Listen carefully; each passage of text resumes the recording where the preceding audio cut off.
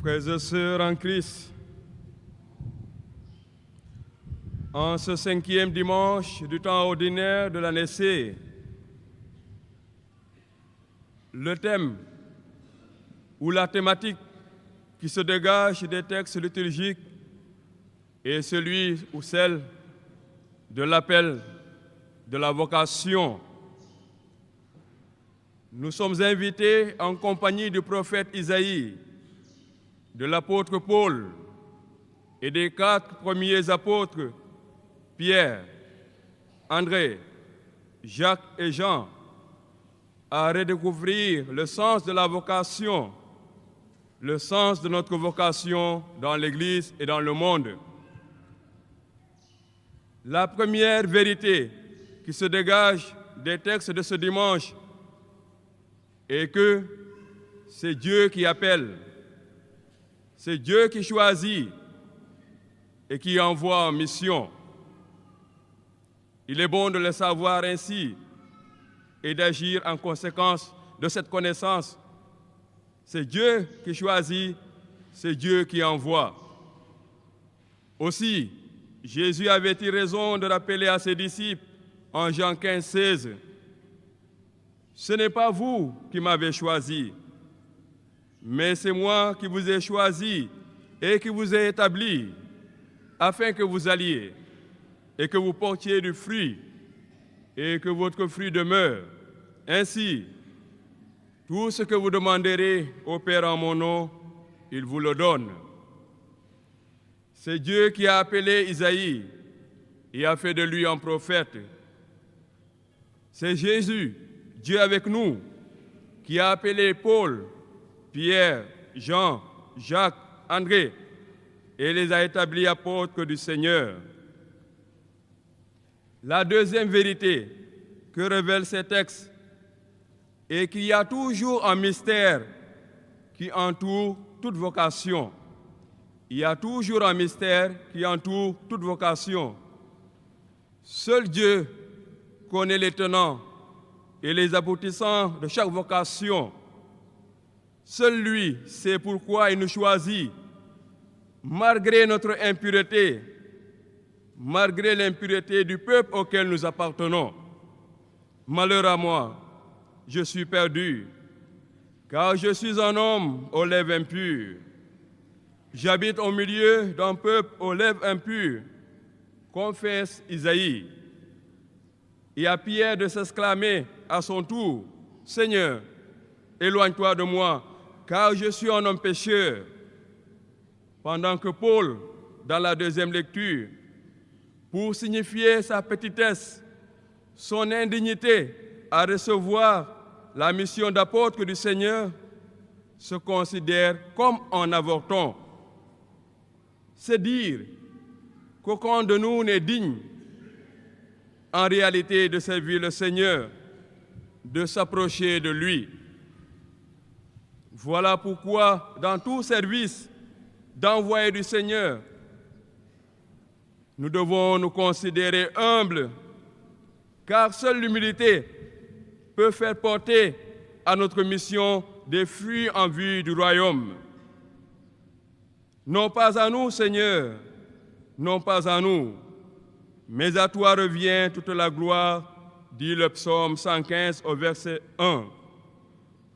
Pour être un véritable apôtre, un véritable envoyé du Seigneur, il est impératif de d'abord se reconnaître indigne du service du Seigneur, de reconnaître que sa faiblesse, pour pouvoir ensuite compter sur la puissance de Dieu, compter sur sa grâce opérante.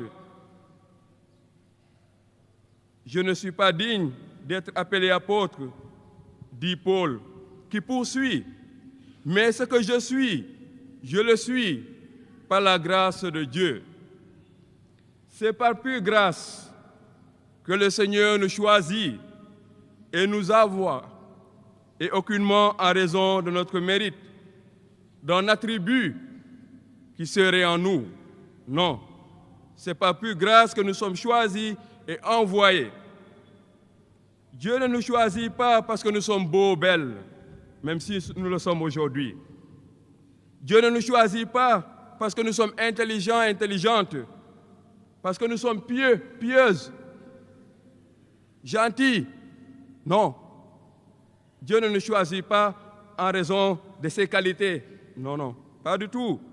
Il nous choisit par pure grâce. C'est pourquoi nous devons demeurer dans une éternelle action de grâce. Mais attention, s'il est vrai que nous n'avons rien fait de méritant pour être choisis par le Seigneur, cependant, dès l'instant que nous sommes choisis par le Seigneur, nous avons à faire des choses pour ne pas rendre vaine la grâce que nous avons reçue du Seigneur. Voilà pourquoi l'apôtre Paul dit que c'est par grâce que le Seigneur l'a choisi. Mais par la suite, il s'est donné de la peine pour ne pas rendre vaine cette grâce qu'il a reçue du Seigneur. C'est un tel cheminement qui doit être le nôtre. Par grâce, nous avons été choisis. Mais dès l'instant que nous sommes choisis, am na lu ñu war ndax ñu bañ a neenal yiw yi nga xam ne ñoom la ñu jotee ci Yàlla. Qu'as-tu fait de la grâce du mariage que le Seigneur t'a faite? Qu'as-tu fait de la grâce de la vie consacrée, du sacerdoce que tu as reçu du Seigneur? Qu'as-tu fait de la grâce du travail? Qu'as-tu fait de la grâce de l'enfantement? Qu'as-tu fait de la grâce de la longévité que le Seigneur t'accorde? Oui, ce sont des grâces que nous recevons du Seigneur. Et pour notre paroisse, que faisons-nous de cette grâce si belle que le Seigneur nous donne de constituer une entité paroissiale avec autant de diversité culturelle et ethnique? Oui, c'est une grâce. Mais attention à ce que cette diversité ne crée des clans par-ci par-là. Ça serait rendre vaine la grâce que nous avons reçue du Seigneur. Tous nous avons à travailler, main dans la main, pour mettre à profit ce qui particularise chacun d'entre nous au bénéfice de tous de la communauté. Nous avons encore du chemin à faire, même si nous sommes en année jubilaire. Oui, il y a encore du chemin à faire. Entendons le Seigneur nous dire, avancez au large, bien-aimés dans la foi. Chacun, chacune de nous, dans la vocation qui est la sienne, au sein de l'Église et dans le monde. Chacun, dans la condition de vie qui est la sienne, doit prêter une oreille attentive au Seigneur qui lui dit en ce jour, avance au large. Avance au large. Oui, avance au large. Saurons-nous être aussi obéissants que Pierre et ses compagnons pour dire au Seigneur, sur ta parole, je lancerai le filet. Nous avons du prix aux yeux de Dieu et il nous fait confiance. Il compte sur nous pour que nous devenions tous des pêcheurs d'hommes qui jettent dans le monde le filet de l'amour du Christ, s'étendant partout dans le monde pour attirer vers Dieu des hommes et des femmes qui ont soif de Dieu.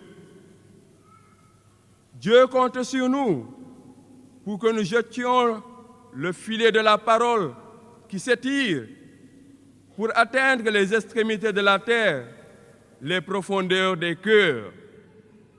Frères et sœurs en Christ, je vous assure et vous rassure que si nous acceptons réellement notre vocation de pécheurs d'hommes, appelés à jeter dans le monde le filet de la parole de Dieu, le filet de l'amour de Dieu, dans leur entière pureté, oui, si nous acceptons cela, la barque de l'Église catholique ne saurait contenir à elle seule l'énorme quantité d'hommes et de femmes de foi que nous aurons attirés vers le Seigneur.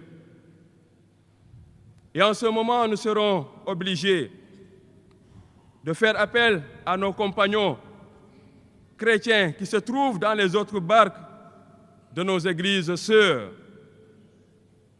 les protestants, encadrent tout ce qui est évangéliste, adventiste, pentecôtiste. C'est pour dire que ce n'est pas au sein de nos églises-là que nous devons pécher. Non. Il y a tellement à pécher. Le filet, nous devons le lancer chez les autres qui ne connaissent pas encore le Seigneur Jésus, pour les attirer à lui Jésus. Parce que les protestants, comme nous connaissons déjà le Seigneur. Le Seigneur ne gagne pas si un chrétien quitte l'église catholique pour se rendre dans l'église protestante. Qu'est-ce que le Seigneur y gagne? C'est un chrétien déjà. Par contre, quand un non-chrétien vient dans l'église, voilà le gain que le Seigneur obtient. Unité des églises et unité dans notre église.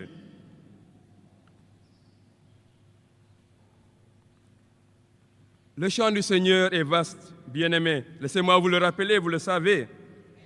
Et il y a encore beaucoup de choses à faire. Il nous faut encore travailler, toujours travailler, et beaucoup travailler, comme disait l'ancien président. Mais pour le Seigneur, travailler pour le Seigneur. Ceci dit, ne nous laissons jamais tromper par le temps. Ne nous laissons jamais tromper par le temps. Ne nous laissons jamais tromper par les années. Pour un seul instant penser que nous avons déjà assez fait pour le Seigneur. C'est une grande tentation que de compter le nombre d'années de service dans l'Église pour se dire « j'ai assez travaillé pour le Seigneur ». Une grande tentation. Et pour le fidèle laïc, et pour le consacré. On n'a jamais assez fait pour le Seigneur. Et le champ est tellement vaste qu'il y aura toujours quelque chose à faire. 25 ans que cette église est construite. 25 ans, c'est un jubilé. Mais c'est nous qui formons en réalité les pierres de l'église vivante de Saint-Pierre. Ça, c'est l'édifice. Mais les pierres vivantes, c'est vous. Chacun est une pierre de cette église. Chacun a son rôle à jouer dans cette église paroissiale de Saint-Pierre de Baobab. Oui, 25 ans, c'est beaucoup. Mais pour le Seigneur, c'est peut-être moins d'une journée. 6 000 ans sont un jour pour le Seigneur. 25 ans, peut-être c'est une minute. Alors travaillons encore. Rendons grâce au Seigneur pour ces 25 années. Mais travaillons encore, surtout, à maintenir cette grâce de la diversité dont j'ai parlé. Je dis que Saint-Pierre, c'est comme une Afrique en miniature, comme une petite Afrique. Aussi bien dans la diversité des peuples qui composent cette église paroissiale que dans la diversité de nos communautés religieuses.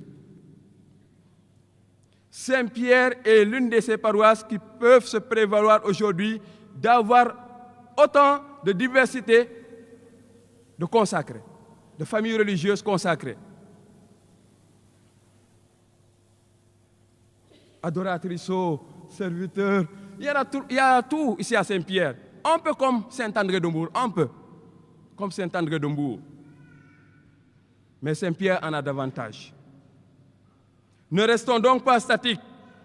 Ne demeurons pas dans la routine qui nous installe dans une paresse aussi bien corporelle que spirituelle. Mais avançons au large. Avançons toujours en eau profonde, comme nous l'ordonne le Seigneur. Prenons en estime la grâce de la diversité ethnique culturelle dans notre paroisse. Que le Seigneur nous fasse la grâce de toujours travailler à son compte et de ne jamais nous lasser à faire rayonner son évangile de paix, afin que cet évangile rejoigne les cœurs de nos frères et sœurs en humanité, pour sa plus grande gloire à lui Dieu, et pour notre salut, maintenant et pour les siècles des siècles.